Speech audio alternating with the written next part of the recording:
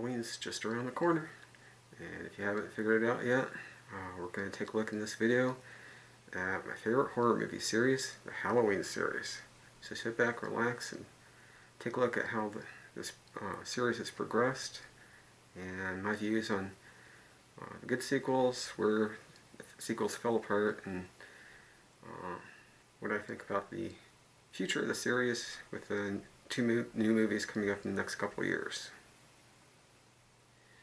So in 1978, John Carpenter brought us one of the most successful independent horror films of all time, the movie Halloween. It's a simple story. Basically, a 6-year-old kid murders his sister on Halloween night, 1963, and he's put in an insane asylum for about 15 years, and he's due to be transferred for his court case, which is going to be coming up when he turned 21.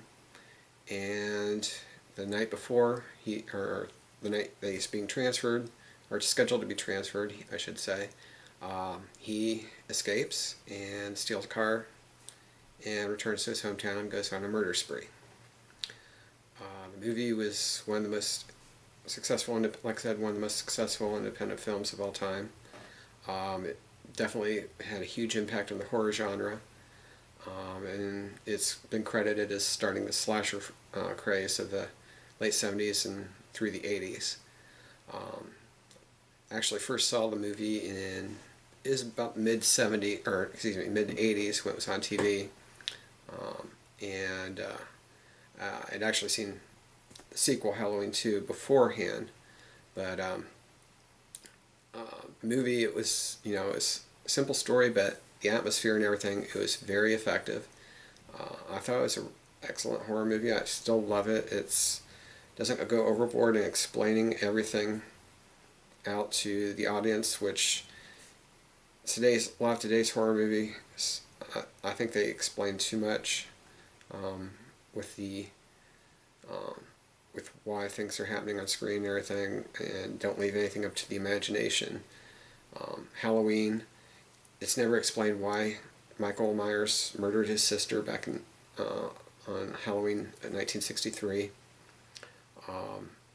But I think that adds to the mystery of the whole thing as to why he did that, and why he then returned to his hometown and started another murder spree. And the movie, of course, has started a lot of sequels and everything, which we're going to be getting into here in a moment. But the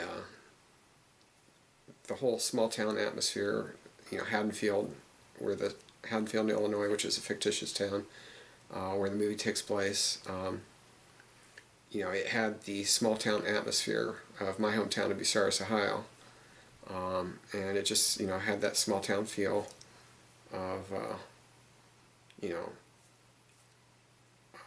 small Midwestern town where pretty much everybody knows everybody, and something like this happens, it becomes an urban legend in the town. But the acting, this is also one of the other things that has been credited to this movie is how traditionally in horror movies, the women in horror movies were always running away, or tripping and falling, being chased by the monster and everything, and not really fighting back or anything. In this movie, Jamie Lee Curtis, who I greatly admire, she played a strong role in starting the whole trend of the heroine of the horror movies, where the women are fighting back and not just running off screaming or cowering away or that kind of thing. And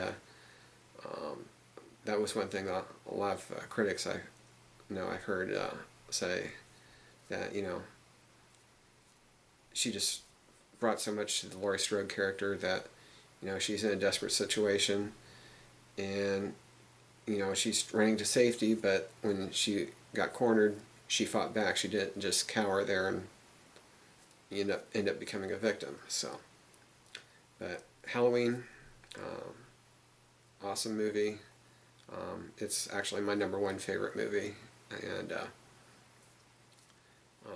course, due to the success of the movie, they wanted folks wanted more, because at the end of the movie, if you haven't watched it, Michael Myers gets shot. He goes off the balcony or over the railing of a upstairs porch or something, and disappears. And that's how the movie ends.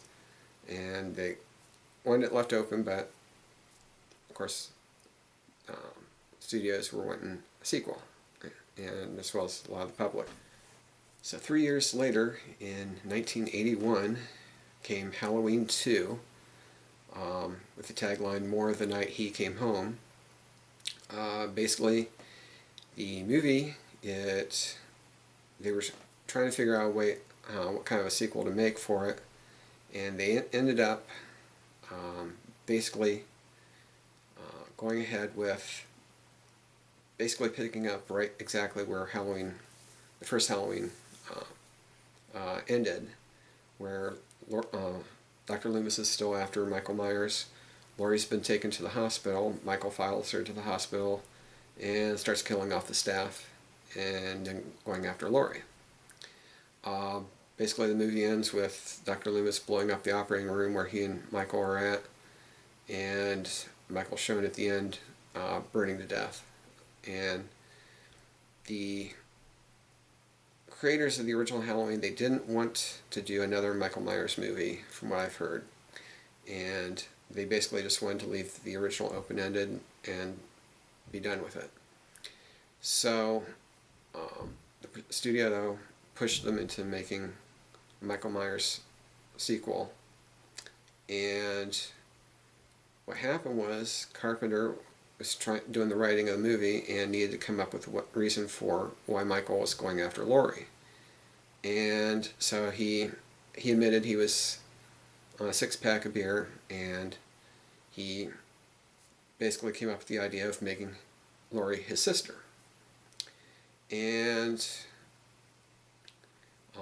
so anyways, that's how the whole brother-sister idea for Michael and Laurie came about, which I'm going to touch on a little later when I talk about one of the other sequels, and or get through the other sequels. But anyways, as far as the creators of Halloween and Halloween 2 were concerned, the Michael Myers story was over in '81, and they wanted to go on to more ideas that they had for the Halloween series. So in 1982, the creators from the Halloween movies came up with what, at the time, was a failure of an idea. Although, looking back, knowing what I know now about the series, I think it was a great idea. That was to make the Halloween series an anthology series, kind of like the Twilight Zone, where it's a different story each week. Basically, they were going to have a different Halloween-themed movie, and they'd already done the Michael Myers story, and they wanted to move on to something else. So in '82, they came up with the Halloween 3, Season of the Witch, which basically revolved around a cult that was making Halloween masks that were set to kill the kids wearing them on Halloween night, as well as anyone else that was in the living room around the TV. The movie basically failed at the box office. Audiences went into the theater expecting to see a movie about Michael Myers, and instead they're seeing this weird horror movie about killer Halloween masks. The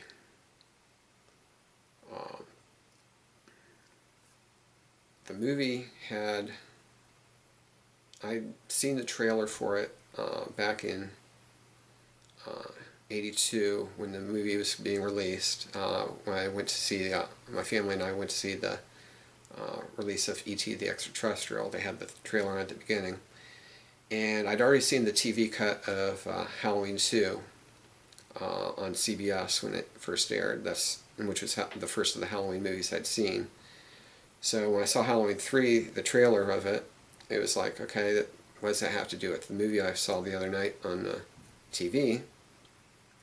And, but anyways, it was years later in '88, after I'd seen the original Halloween and had been watching those two movies.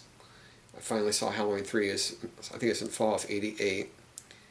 And it was like, at first I was taken back by it because it was like, okay, where's Michael Myers? And this is, this is back before the internet, before, you're reading about why you were able to easily look up online and everything, why certain things were done in movies and everything, that kind of thing, and how the ideas came about. And so initially I didn't like it. I didn't care for it because it was like, okay, where's Michael Myers? But then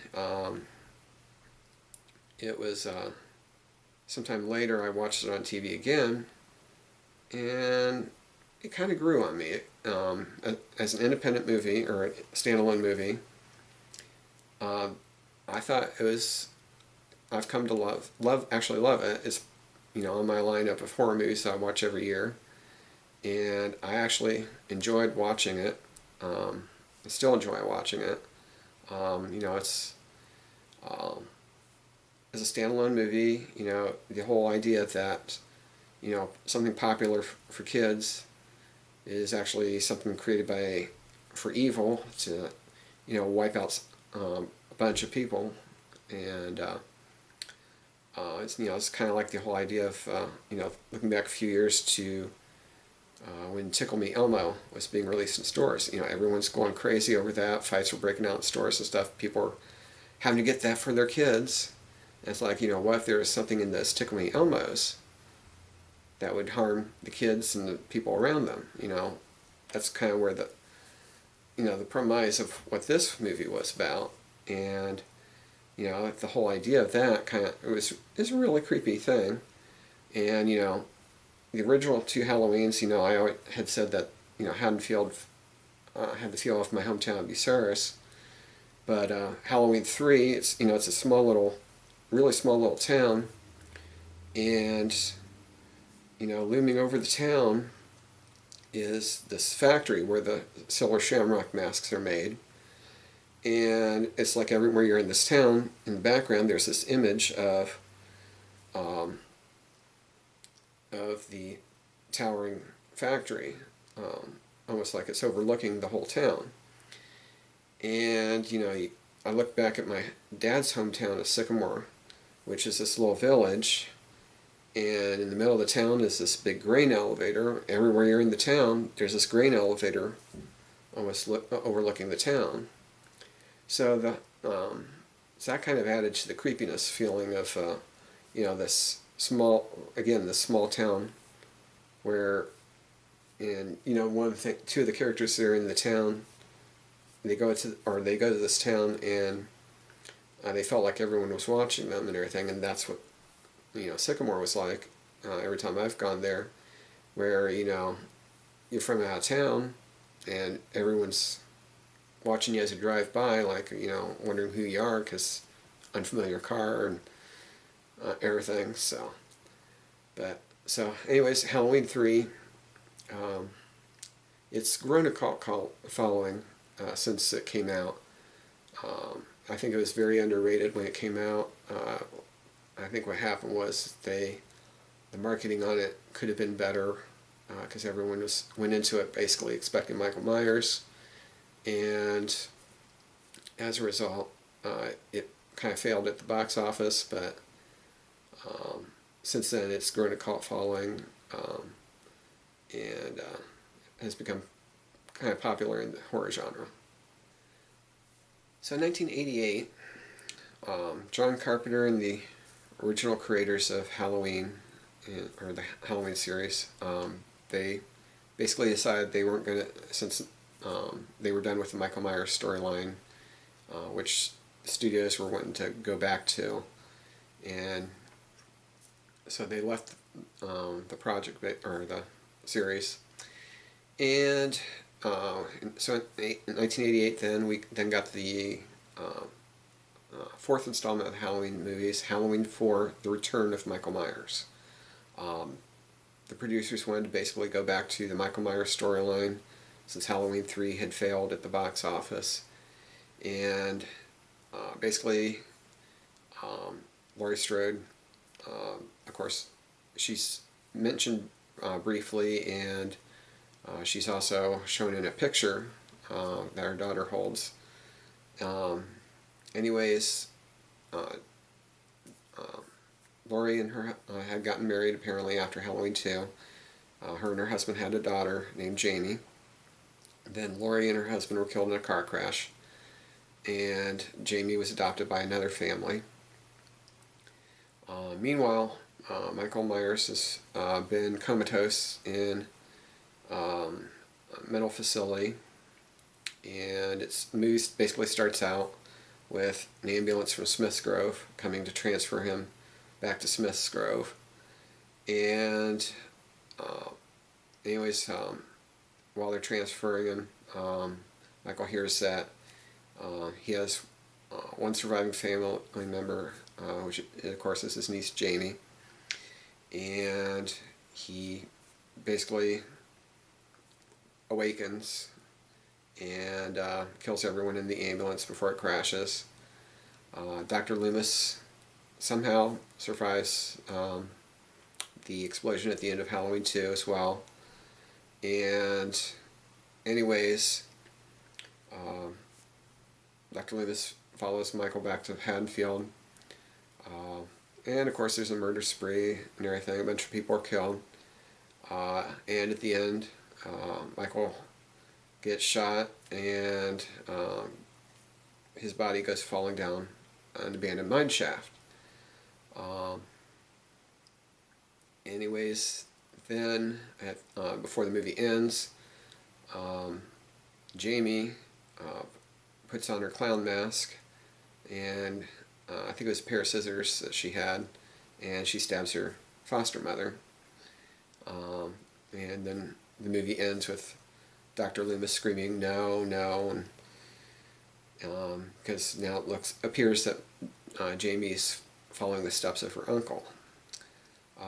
I remember when the movie was coming out, even our local TV station here in Columbus had a news story on the return of Michael Myers. It was just big news that Michael Myers is coming back, and I didn't see the movie in theaters. Like the other three, I didn't see it in theaters, but not long after it was released on VHS, we rented it from the local video store, which probably dates me a bit, but anyways, thought it was okay. The movie, the town it didn't feel like the same town. Of course, it was filmed in a different town than the original two, but it just didn't have the same feel as the original, and it just, the whole idea that Michael and Dr. Loomis somehow escaped or survived the explosion at the end of Halloween 2 when Dr. Loomis blew up the emergency room, or the operating room at the hospital. I mean, it was okay for a slasher flick, but it just, some of the parts in it just didn't hold up. Actually, I watched it the other night, and there's one scene where when Michael starts attacking people in the ambulance, it cuts to Jamie's house, and she's looking out the window, and the ambulance that Michael was in is parked out front across the street. But then later it's shown wrecked upside down at the edge of a river, which I admit that Dr. Loomis finding the ambulance, or going and looking inside the ambulance, and there's blood all over the ambulance. There's blood streamed outside the windows of the ambulance and everything, and this ambulance is all wrecked and upside down at the edge of the river. And that was a really creepy scene there, I thought. But it's like, Michael's coming from wherever the facility was that he is coming from, and he goes to Haddonfield, or the ambulance is then in Haddonfield, and then it's back somewhere in between. And it's like, it just didn't, that whole part didn't really make sense with me. There's a scene where the sheriff deputy that's at Jamie's house, power in the town has gone out, and because Michael killed one of the power company workers and threw him into the power grid at this switching station, and knocked out power for the whole town. And so this deputy, he's going to the sheriff's house to join the sheriff, because Michael has apparently wiped out the entire police force or sheriff's office, and which is another thing that I'll be discussing here in a little bit about the sequels. And anyways, he gets in his cruiser, backs out of the driveway, but fails to even notice Michael Myers, who's a pretty big guy, lying in the back seat. And it's like, how does he not notice that, even just getting in, that there's a person, lying in the back seat? I mean, and then as he's backing out with the lights going on at the top of his cruiser, he goes and takes off. Right away, Jamie's and her foster sister's parents come in. Apparently they didn't even notice this police cruiser or sheriff cruiser coming out of their driveway like seconds before. They get to the house and they think the lights are out because the kids aren't home, even though it's like the whole town's dark. You just drove through a dark neighborhood, but yet you think kids aren't home because the lights aren't on. It's like, did you not realize that there were no lights anywhere? So there are some things about the sequel that, or Halloween 4, that just, it didn't sit in right. And granted, there's some things in Halloween 2, which I'll go back to here in a little bit, that didn't sit right either. But, it was, they brought Michael Myers back, and as a result, we started getting more Michael Myers movies. 1989 came around, a year after the pretty good success of Halloween 4, and we got Halloween 5, the Revenge of Michael Myers. Basically, at the end of Halloween 4, Michael had gone down, had been fallen down a mine shaft, and in this one, they basically do what they did in Halloween 2, and they pick up at the end of Halloween 4, where Michael's gone down the mine shaft. The sheriff drops dynamite down the mine shaft to blow him up, only no one realizes that Michael has found a tunnel at the bottom of the shaft and has crawled out of it to get to the river, and he's, of course,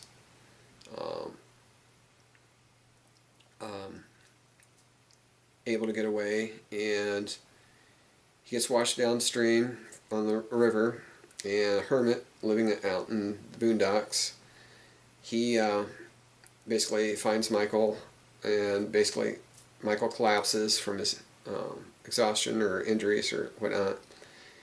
The hermit puts him in a bed, basically forgets about him, basically. A year later, Jamie is in the Haddonfield Children's Clinic, which didn't even know there was a children's clinic in this town. They kept adding, I think as the series went on, they kept adding more and more stuff to the town, which kind of made it a little bit bigger than the small town atmosphere it used to have. Anyways, she now has this psychic bond with Michael where when he goes to kill, she knows it, and Dr. Loomis is basically trying to get her to help him find Michael. Of course, people think that Michael's gone until Michael does actually return and start killing people again. Anyways, so one thing in the movie that happened too was we had a figure in black, or a man in black, that showed up in the town, and at the end, Loomis has caught Michael in a chain net and shoots him with tranquilizer darts, and Michael, of course, is rendered unconscious. Police take him into custody. And the thing that got me is, they put him in a jail cell. They've got him all shackled and everything in a jail cell to keep him locked up until he gets transferred. But yet they still have the mask on him, which you're not going to keep a mask on a prisoner. And also throughout the movie too, it's shown that Michael has a tattoo of a symbol on his wrist, which was never there in or never shown in any of the other movies.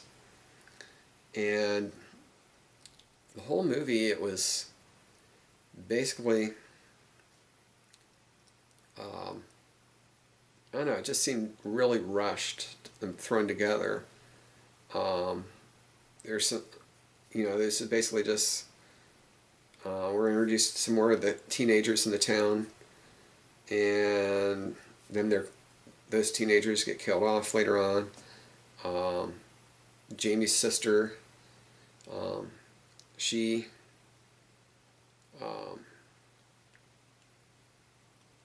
she gets killed off by Michael earlier in the movie, which, the whole movie character survival guide thing of, sign on for the sequel because you'll get killed off. The thing that always got me though is, yeah, they dynamited the mine shaft to kill Michael, but why didn't they go down to confirm that they had killed him? Yeah, he might have been blown up, but they should go down and look for body parts or something to make sure he's gone.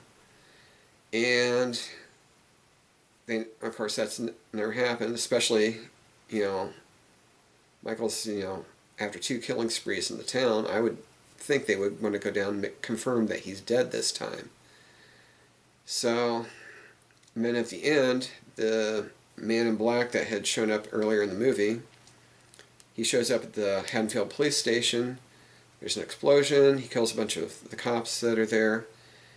And Jamie goes in to see what's going on after the cop that was taking her home disappeared into the police station and things quieted down. She goes in, sees a bunch of the cops that are dead, sees Michael's cell that he'd been in, and sees that it's empty. And that's the end of the movie. And it was like, why? They don't explain who the man in black was and everything in this movie, and it's just, I don't know, it just did not feel, it just felt like the whole series was starting to go downhill at this point. So it was 6 years later. In 1995, we were given Halloween 6, the Curse of Michael Myers. Originally, it was going to be called Halloween, the Origin of Michael Myers, but they called it Halloween, the Curse of Michael Myers.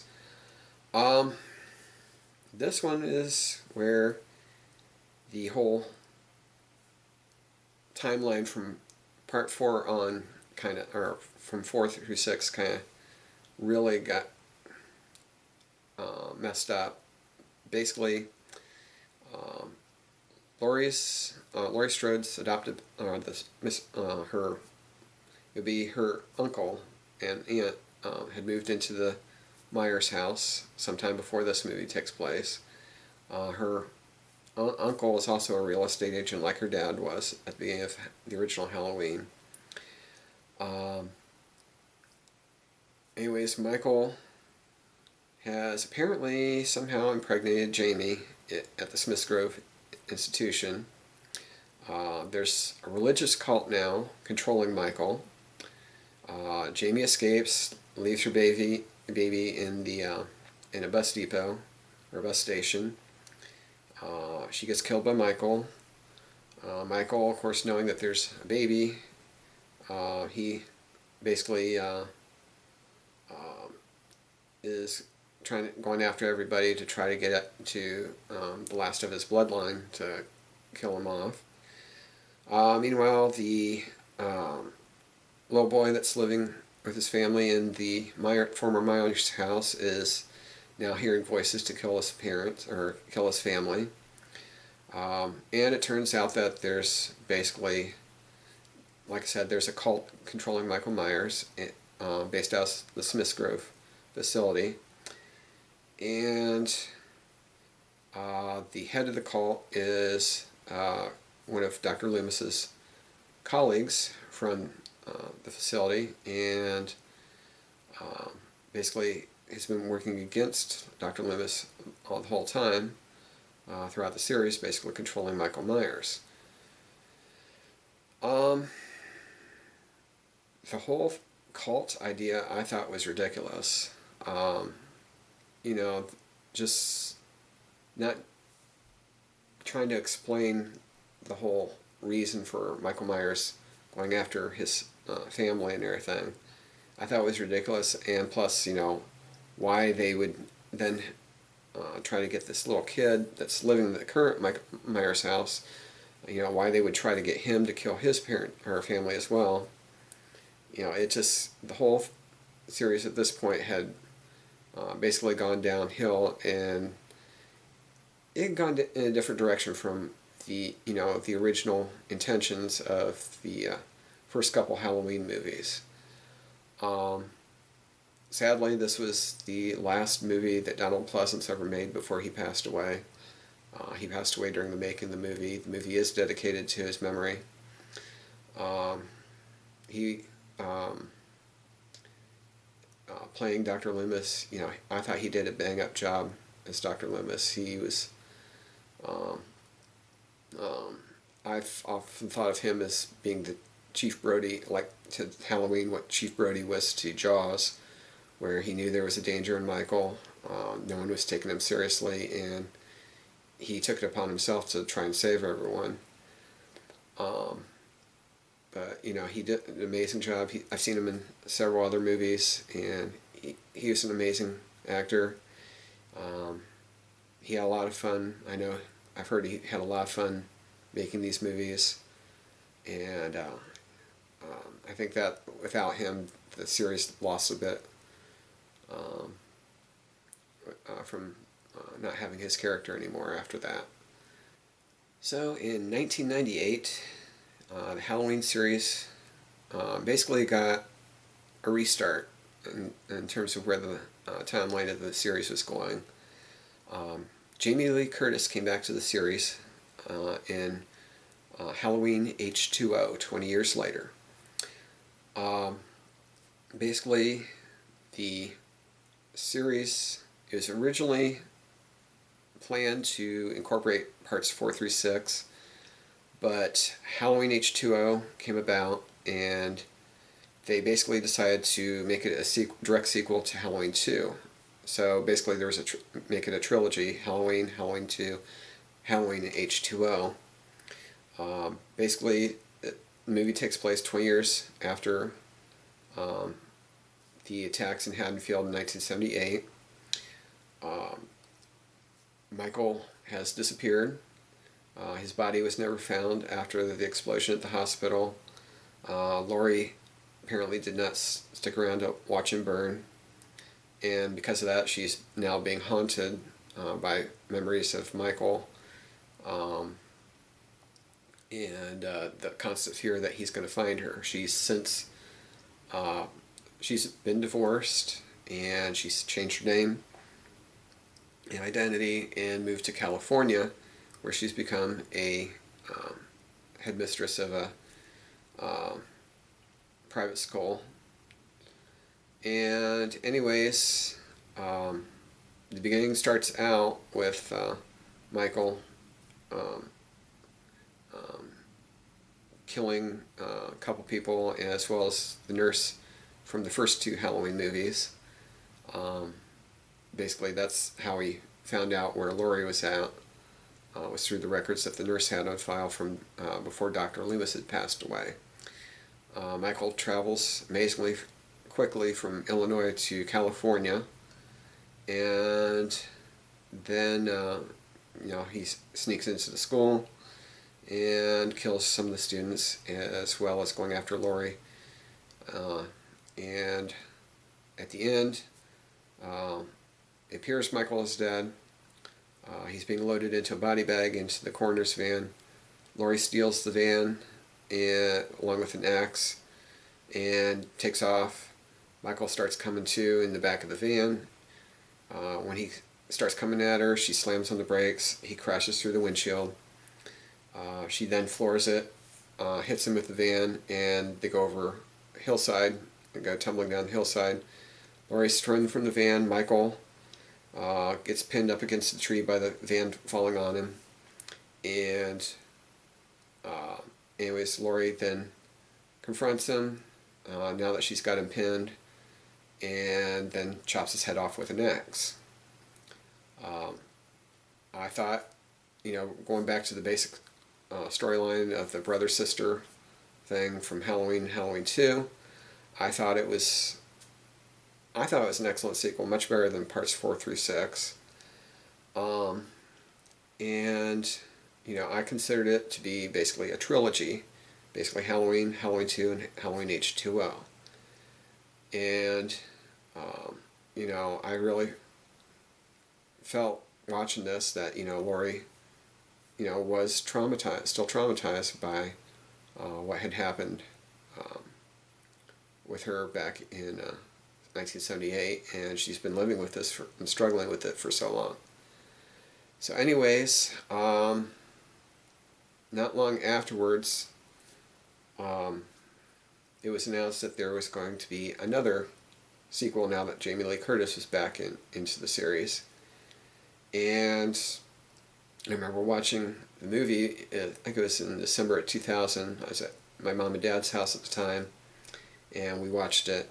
My mom and I did, and mentioned that there was a sequel, and my mom was like, well, how's there going to be a sequel? And I mentioned how at the end of the movie there was a scene where Michael's body was left alone, and I was like, well, they left his body alone. They're probably going to say they came to switch places with somebody and she killed the wrong person. Little did I know that was exactly what was going to happen. So in 2002, we were given the 8th Halloween movie in the series, which was Halloween Resurrection. It starts out, Laurie is in an institution. Apparently, as I predicted with Halloween H2O, when they changed the ending of it so that Michael, when he was left alone, a paramedic went in checking the bodies, and Michael attacked the paramedic, crushed his larynx, knocking him unconscious, and basically put the paramedic in the jumpsuit and mask, and then put on the paramedic's uniform and took off. Anyways, so the person that Laurie killed basically at the end of Halloween H2O was the paramedic and not Michael.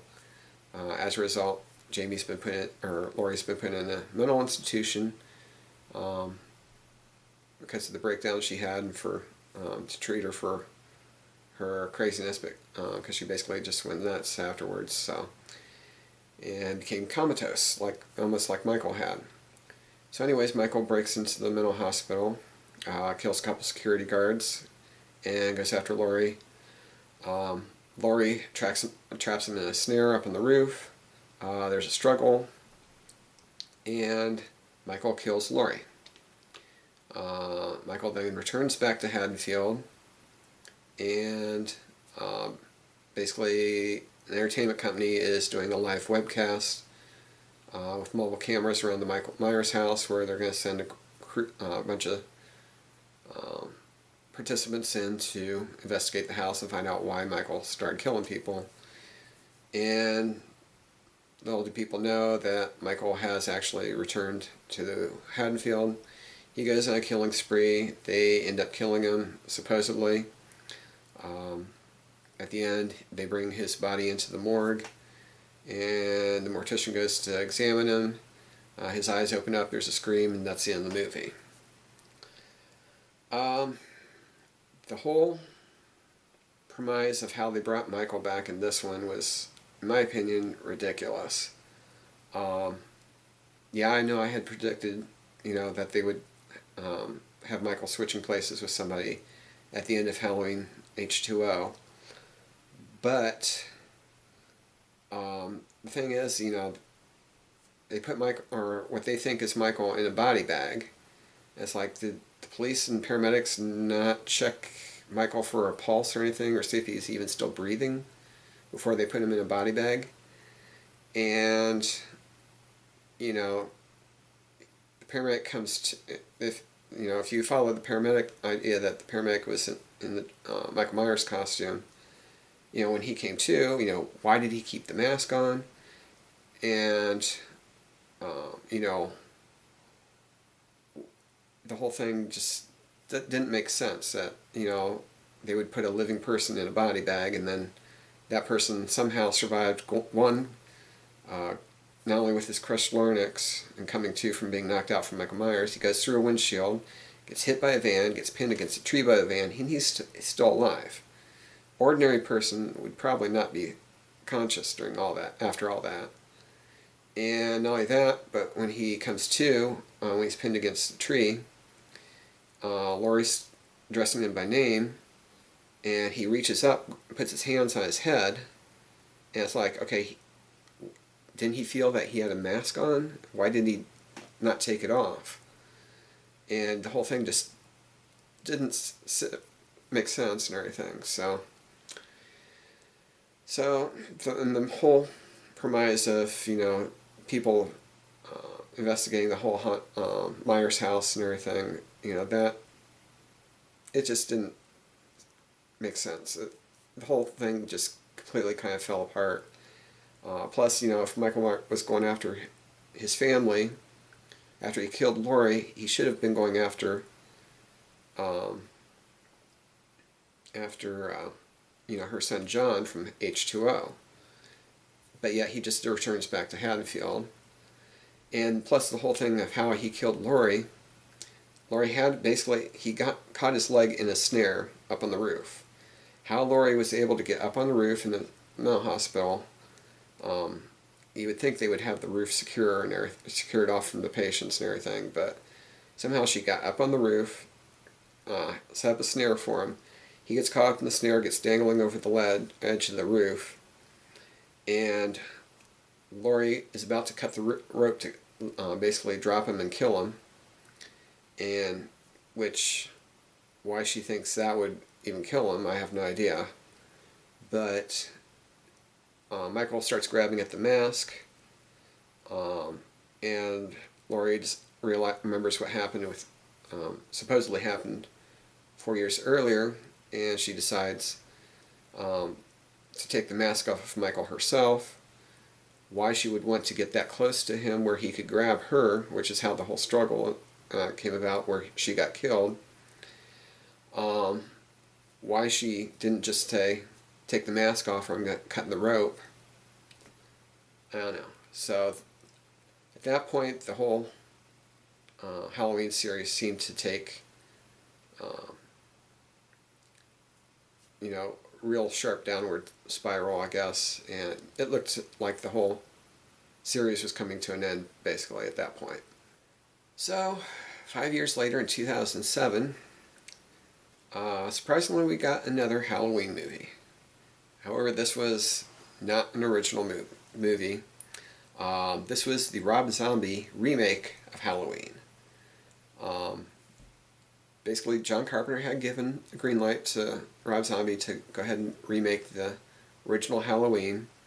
It was supposed to have gone more in depth into Michael Myers as to the origins of his killing sprees and everything. And like the Halloween H2O and Halloween Resurrection, I went to the theaters to watch it, and it was horrible, to say the least. Basically, Michael, they don't make any secret that Michael has a little baby sister. So Michael's the middle child of 3 kids. I don't remember if his mom was widowed or divorced, but she has an alcoholic boyfriend living with him. And Michael is abused by not only the alcoholic boyfriend, but his older sister Judith. And he's bullied at school. He's taken to killing small animals, his pet rat. They find a dead cat in his locker at school. He in one scene kills one of the bullies at school that was harassing him. And that night he while his mom goes to work at a strip club. Yeah, that was actually the point where I almost walked out of the theater, but then I figured they're not going to give me my money back, just because I didn't like that they made his mom a stripper. So anyways, that night while his mom's at work at a strip club, Michael kills his mom's boyfriend, kills Judith's boyfriend when he comes downstairs, and then goes upstairs and kills Judith. He's put in a mental on Smith's Grove. The Malcolm McDowell, who plays Dr. Loomis in the Rob Zombie versions, I did not care for his style of portraying Dr. Loomis. He came off as not as caring or as serious about the job as what Donald Pleasence had portrayed the Dr. Loomis character. Anyways, basically Michael goes on a killing spree, takes Laurie back to his house. Of course, there's this huge fight between him and Laurie and Dr. Loomis, and at the end it looked like Michael had been killed. The whole movie, it's like they made the whole Myers family trailer trash, basically. And it was like no secret that he was going to start killing people, because you know, all the signs at that time I'd been watching a lot of Dr. Phil, and there's an episode of Dr. Phil before that where he went through the signs of possibility of someone could becoming a serial killer or something like that, and it's like they put all those signs into the Halloween remake, and it basically just took away the whole mystery of why Michael started killing. And you know, some things are scarier when you leave them up to the imagination rather than trying to explain them. And out of the whole movie, I've only seen it, I think I saw it one other time when it came out on cable, but it was the movie was horrible. I would not recommend it. Sadly, it's the way a lot of the original horror movies from my childhood are becoming now. They're getting remade like this, and it did not have nowhere near the same feel as the original. So 2 years later, in 2009, Rob Zombie brought out his sequel to his original version of Halloween. Basically, it picks up with Laurie being in the hospital. Michael escapes from the coroner's van, goes to the hospital, and then it flashes ahead a couple years, where basically Michael again returns back to Haddonfield and goes on a killing spree. The whole thing, and then the movie basically ended with Laurie going into a mental institution after she killed Michael. Or Michael got killed. I can't even. The movie was so bad I haven't even bothered watching it again. So, anyways, yeah, that's pretty much Rob Zombie. I thought for sure trashed the whole series basically. Movie it just didn't live up to the feeling and everything of what John Carpenter and Deborah Hill created back in '78. And at this point, it looked almost like the Halloween series was coming to an end.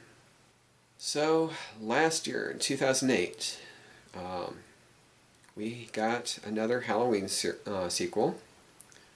And this time, I actually enjoyed it.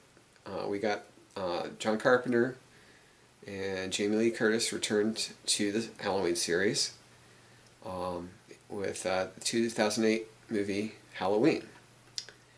Basically, the movie, it introduced a new timeline to the whole series, where basically in 1978, after the original Halloween, when Michael disappeared, this movie says that Dr. Loomis caught up with him, was about to kill him. Sheriff deputies moved in and stopped Loomis from killing him and took Michael into custody. So for the past 40 years, Michael has been in the Smiths Grove institution. And the night before Halloween, he's going to be transferred on a prison bus, basically, to a facility where, as his new doctor in this movie says, patients go in, but no one comes out. There's an investigative journalist couple who try to talk with Michael in the institution. Of course, Michael doesn't talk. And anyways, Michael escapes, the bus crashes, and Michael escapes, stealing a pickup after killing father and son that were in the truck, as well as the two security guards on the bus. And anyways, he goes back to Haddonfield, and basically goes on a killing spree in the town again. Finds his way to Laurie's house. Laurie is now grandma.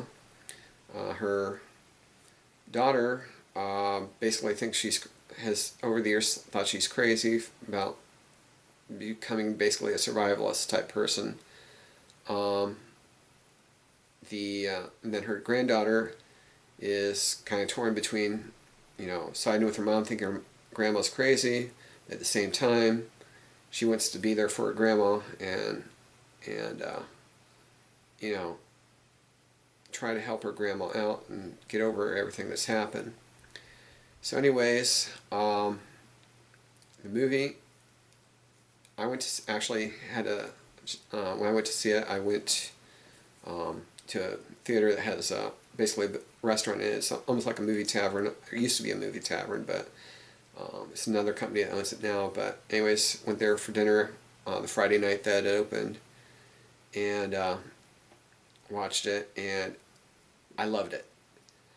The original, going back to the original idea of Michael Myers wiping out the whole brother-sister storyline, which, the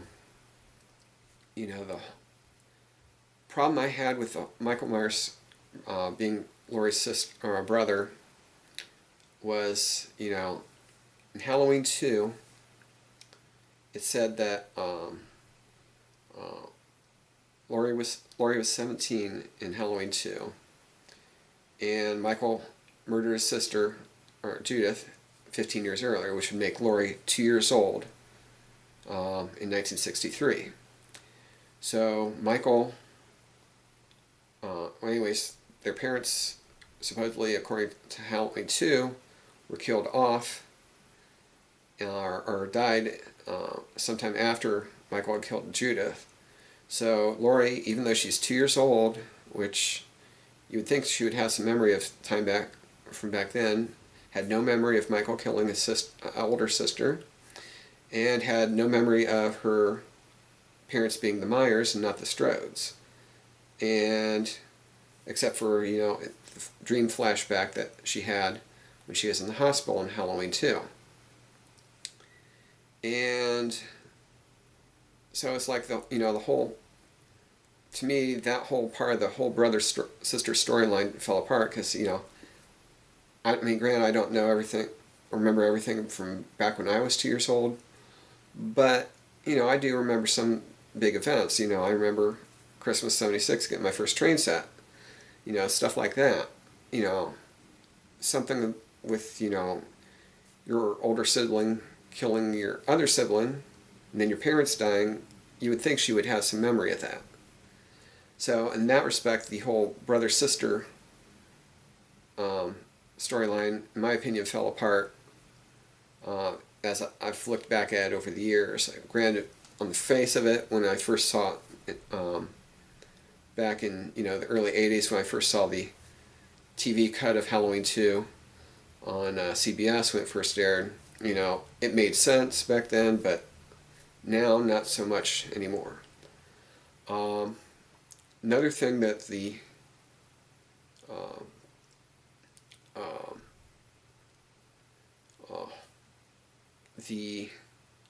horror has come up in the horror series that I think I mentioned earlier was the location of Smith's Grove in regards to Haddonfield. In the original Halloween, when Dr. Loomis and the other doctor are walking out to Loomis's car, the other doctor says that Haddonfield is 150 miles away. But yet, all the sheriff badges in the movies have Warren County on them. And if you look at the sequels are all saying that Smith's Grove is in Warren County, Smith's Grove, Warren County Sanitarium. However, the only time you see that in the original is a scene that was shot for the TV edit of Halloween, and that was where the doctor, or the Smith's Grove, is said to be in Warren County. Nowhere else in the actual theatrical version of Halloween does it say that Smith's Grove is in Warren County. So in that sense, because and now you could say, well, maybe Warren County is a big county. Well, a lot of the counties here in Ohio, and I've even checked in Illinois on online, the largest counties are about 20 miles across. So Smith's Grove, if it's 150 miles away, it's going to be several counties away from Haddonfield. And with the Haddonfield Sheriff's Office being in Warren County, I think that places Smith's Grove, several counties away, and the whole confusion as to where Smith's Grove is in regards to Haddonfield, I think that was mixed up when the sequels came about. And this one, granted, there's a scene where Laurie is watching Michael getting loaded onto the prison bus, and then later is back in Haddonfield for dinner with her family for her daughter's induction into the National Honor Society. And I got to thinking, how could she get back that fast? Well, the prison bus left was scheduled to leave at 7 o'clock in the evening. If it was a school function for the National Honor Society, afterwards it would be a late dinner, and it looked like when Laurie came in, she was, rushing to get in, and 150 miles, if she's doing about 70 on the interstate or something and not getting picked up for speeding, she could make it in a couple hours or so. And she could have conceivably gotten back to Haddonfield in time for dinner with her family in time, and made it that 150 miles in a couple hours or so. So I think Smith's Grove in reality is that 150 miles away. It's not in Warren County, as the sequels have said. Also, there's one of the things in this movie that came about was the doctor in the movie. They did basically in this movie what Robert Bloch did in his novel Psycho 2, which was Norman, in Psycho 2, the novels of Psycho 2, Norman Bates escaped from the prison or a mental institution. There's a struggle with a hitchhiker he picked up, and then Norman gets killed in a car crash. Only everyone thinks that Norman killed the hitchhiker and is out on the loose. And then Norman's doctor, basically, in studying him, he now has gone crazy, and he starts killing people. So in this movie, there's a doctor who's basically obsessed with Michael Myers. Apparently he was one of Dr. Loomis's students. He basically insisted on taking over for Dr. Loomis after he passed away. And later in the movie, he kills a sheriff deputy who's trying to catch Michael Myers, and he basically has gone nuts. And some people complain about it. I think it could have, granted it could have been done a little better, but I liked it because, he's studying Michael and then his mind snapped, and, that it kind of gives the idea that whole psychosis, if you study it too long, becoming contagious. And I think there were a lot of signs that he might probably helped Michael escape when the bus crashed, because earlier in the movie, there's a close-up of his pen, and the clip of his pen had a cobra on it, almost like, he's a snake, he's not to be trusted. He's not happy with the fact that Michael's being transferred to a facility where he's never going to have a chance to escape or to leave. It goes to the scene where Michael's getting loaded on the prison bus, and he's insisting that he goes along on the bus because he's still his doctor and everything. Apparently it wasn't scheduled for him to be on the bus, so that kind of adds to his insisting to being right there with Michael.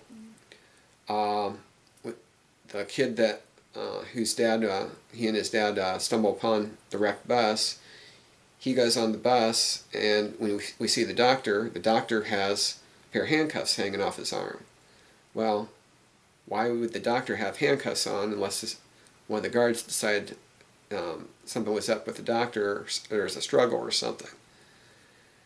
Then, when the sheriff deputy arrives to check on the wrecked bus, the doctor basically says, "Did he escape?" And almost like he wanted Michael to escape. So there were signs before the doctor goes nuts that something was not right with him. And granted, probably could have done a little bit better, but I thought it was a neat interesting little twist, and added a little bit to little side story to the whole thing. So what I'd like to do now is review a couple scenes from the new 2018 Halloween that I really love these scenes, how they played out. This first one, the investigative couple that's looking into the Michael Myers story, it's revealed that they have Michael's Halloween mask from 1978. Anyways, Michael has seen them at the cemetery when they went to visit his sister's Judith's grave, and anyways, they stop at a filling station. Michael follows them there, and here's what happens.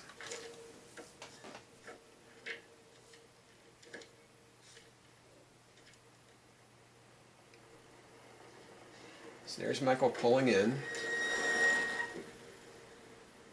Music goes to number 2 almost immediately. There's the mask. There's Michael getting out. He's following one employee in. There's another employee in the garage, so he kills 2 people in the garage here in a moment. Thank you.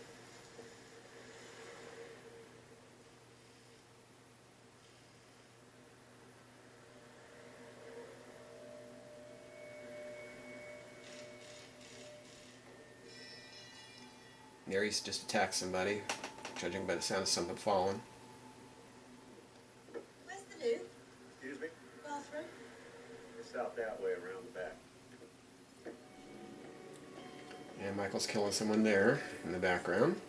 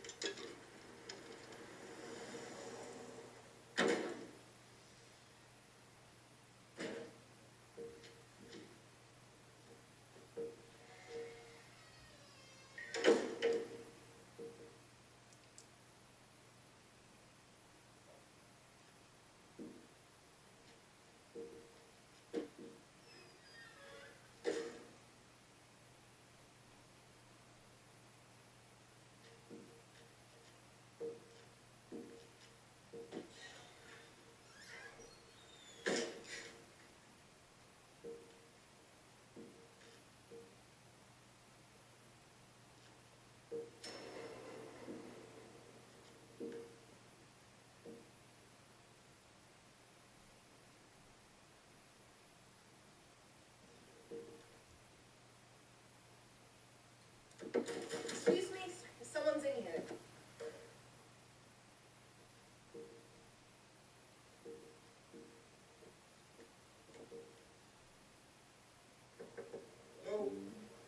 And of course, that guy's dead.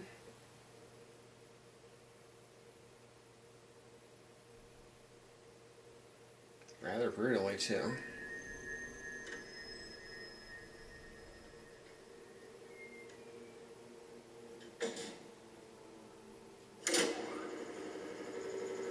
And we see where Michael got his coveralls in this one.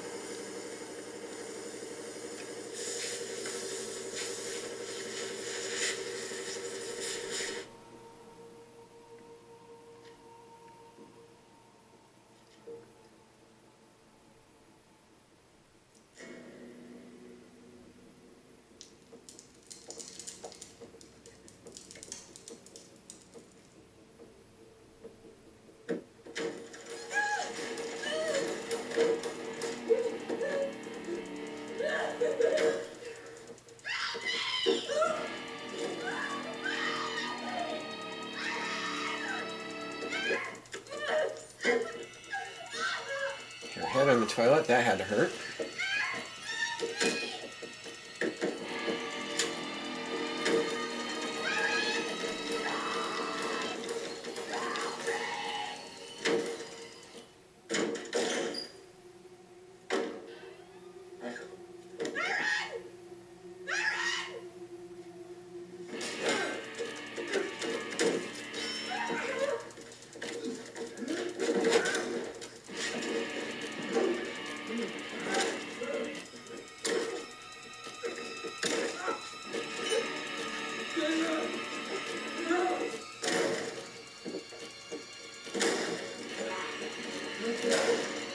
Michael is very brutal in this scene.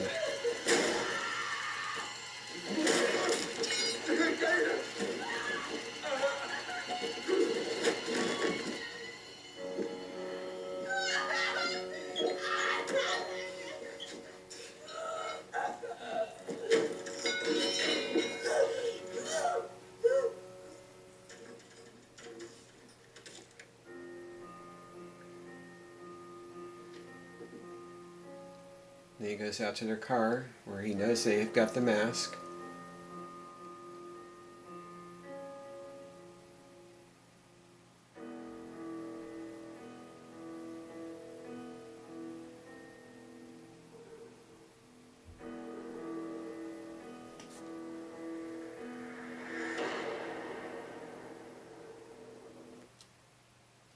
And that whole scene, just, I love it. As, you know, you got so much going on, you're paying attention to people on the screen, but in the background, you see what's actually happening, what's coming. They're totally oblivious to it. And then I love this, how he gets the mask out of the car and he's holding it in his hand, almost like, you know, he's discovered his childhood teddy bear almost. And it's just really a creepy scene, and well done, I thought. So this next scene, this is where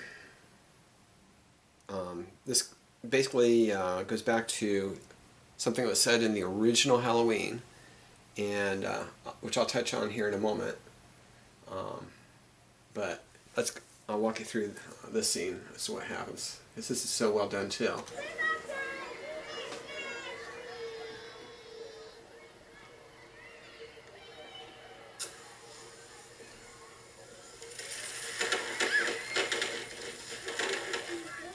They're all spooky. I need to pick that one over on across the street. Oh, what the fuck? Hey, sorry about that. So he sees a woman in her garage getting something out of the freezer. And there's some kids chanting in the background the poem from the beginning of the first movie.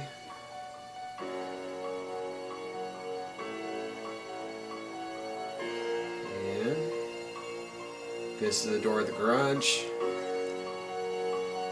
Picks up a hammer. Of course, small town USA, no one locks their doors. So he goes in the back way.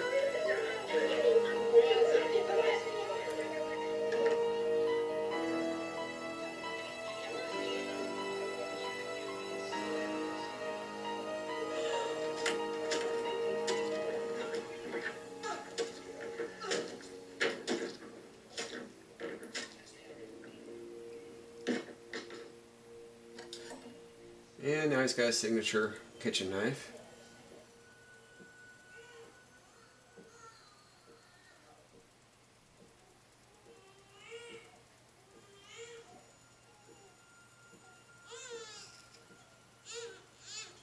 I thought for sure he was going to do something with that baby after killing the kid earlier in the movie, but he doesn't.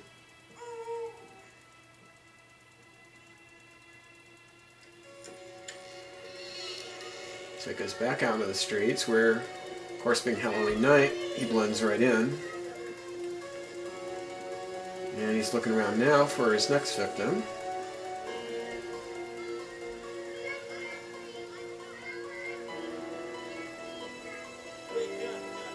Sees a woman and her husband or boyfriend getting in a car. He goes back in, leaving her alone outside. So now he's going after her. She sees him, but they get in the car, so she's getting away. Now Michael's gotten his attention turned to a woman giving out Halloween candy.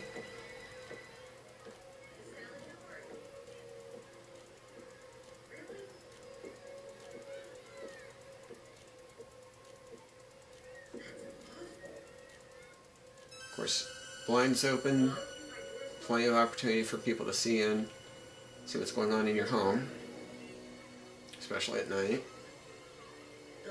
She has no idea that he's even on the porch.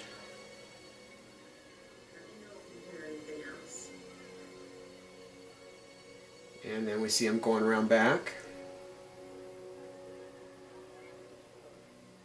And apparently she left her back door open as well, or at least unlocked.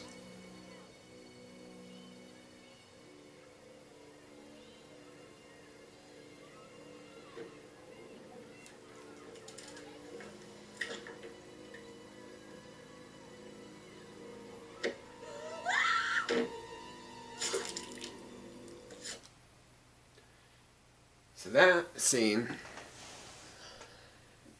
the reason I said this goes back to the original Halloween. There's a scene where, in the original Halloween, where Dr. Loomis tells Sheriff Brackett that death has come to his little town. Sheriff Brackett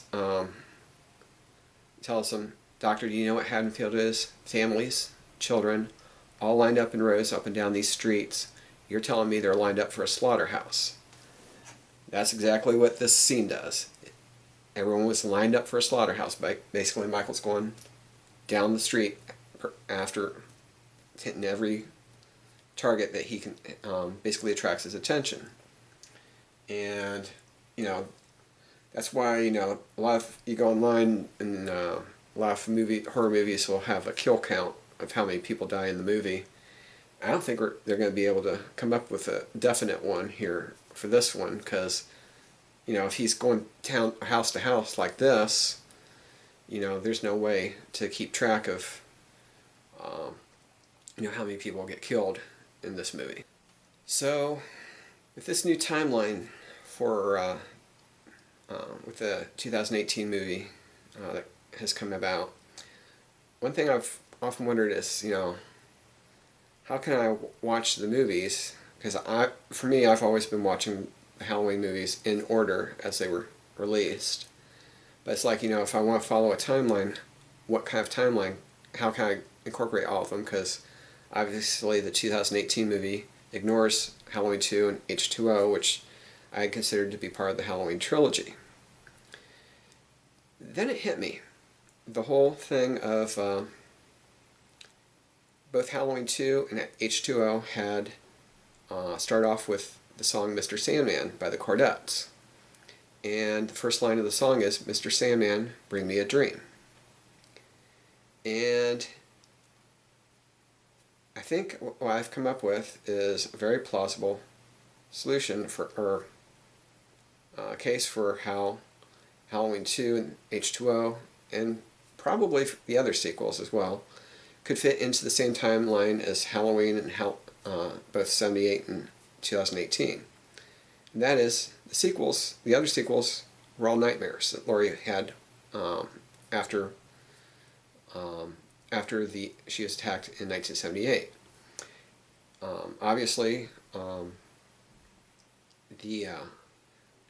after that night in 78, she would have been taken to the hospital to be treated for her injuries.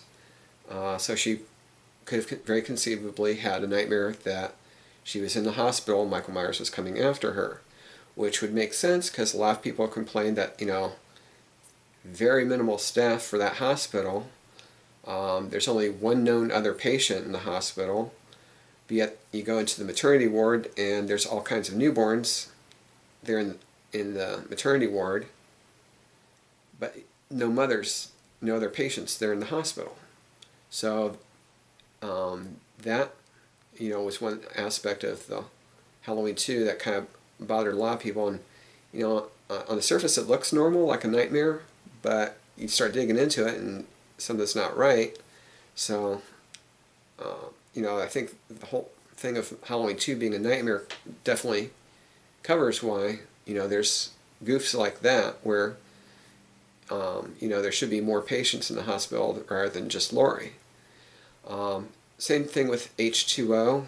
What bothered me with that was, you know, she didn't stick around to watch her brother burn, which I would have, after that, I would have wanted to make sure that he was dead.